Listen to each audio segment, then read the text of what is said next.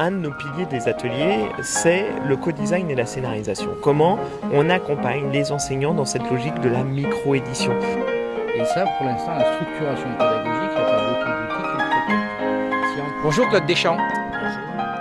Vous êtes directeur général du CFORP, le Centre franco-ontarien des ressources pédagogiques, et vous êtes présent lors des Journées de l'Orme 2.16 à Marseille.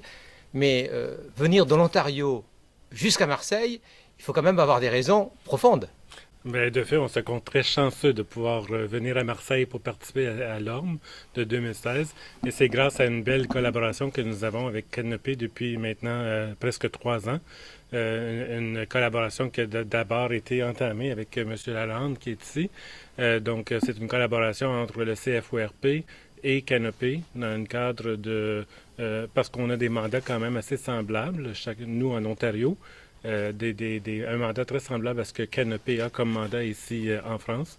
Donc, on vient ici pour apprendre un peu comment les choses se font ici en France. Et en même temps, bien, ça nous fait plaisir de partager nos connaissances et ce que nous, on fait au Canada auprès de Canopé. Alors, des ressources pédagogiques, on en fabrique depuis très longtemps, mais des ressources pédagogiques numériques, c'est quand même un peu nouveau.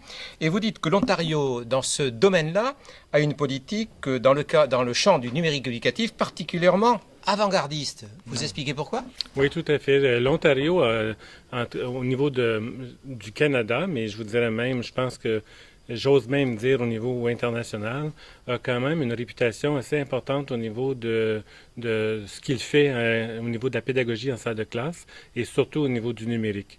Alors, l'Ontario s'est doté d'une politique du virage à l'ère numérique et le CFORP gère plusieurs projets justement pour le ministère de l'Éducation pour ce virage à l'ère numérique. Donc, on a plusieurs projets au centre d'accompagnement où est-ce qu'on accompagne les enseignants et les directions d'école pour bien faire ce virage-là, amener des tablettes en salle de classe, des outils numériques et des ressources numériques aussi. Donc, tout ce qui peut être utile à l'élève de façon numérique pour la salle de classe. Et aussi, on a toute une équipe qui est là pour s'assurer que tout ce numérique-là fonctionne en salle de classe. Hubert Lalande, vous êtes directeur du service communication, marketing et librairie donc, du CFORP. Lorsqu'en France, on pose la question, le Canada s'intéresse-t-il au numérique éducatif? La réponse, c'est oui. Ça se passe au Québec. L'Ontario, on en entend un peu moins parler. Quelle explication vous donnez? L'explication, c'est que beaucoup d'Européens ignorent un petit peu la réalité de la francophonie et des francophonies canadiennes. Mais ça, je suis d'accord avec vous. Il y a 8 millions de francophones au Québec, mais il y a plus de 1,5 million de francophones qui vivent à l'extérieur du Québec, auxquels vous pouvez rajouter à peu près 1,5 million de francophiles.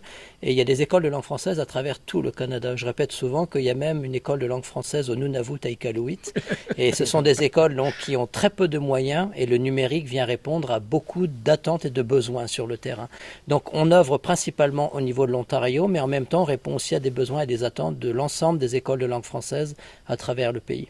Alors certes, je ne pense pas que la mission essentielle du CFORP, c'est d'avoir un regard sur la francophonie. Pourtant, c'est le regard que vous avez. Oui, ce qui nous intéresse, comme le mentionnait Claude Deschamps, c'est évidemment tout ce qui se passe dans les autres réalités puis pays francophones. L'avantage du numérique, c'est qu'en termes d'échange d'expertise, en termes d'échange de contenu, d'adaptation de contenu, le numérique est un grand facilitateur. Donc c'est beaucoup plus facile via les réseaux sociaux d'échanger et même au niveau des ressources numériques, quand on parle de localisation de ressources numériques en fonction de ce qu'on appelle chez nous les différents référents culturels, le numérique permet justement plus facilement cette adaptation des ressources. Alors moi je vais vous poser une question très personnelle. Vous connaissez Educavox? Oui, absolument. Educavox, encore une fois, c'est la force des réseaux sociaux. Ça fait de nombreuses années qu'on est en échange avec différents partenaires et acteurs qui réfléchissent au niveau donc, de l'impact du numérique sur l'éducation et sur l'apprentissage. Educavox est bien évidemment un incontournable.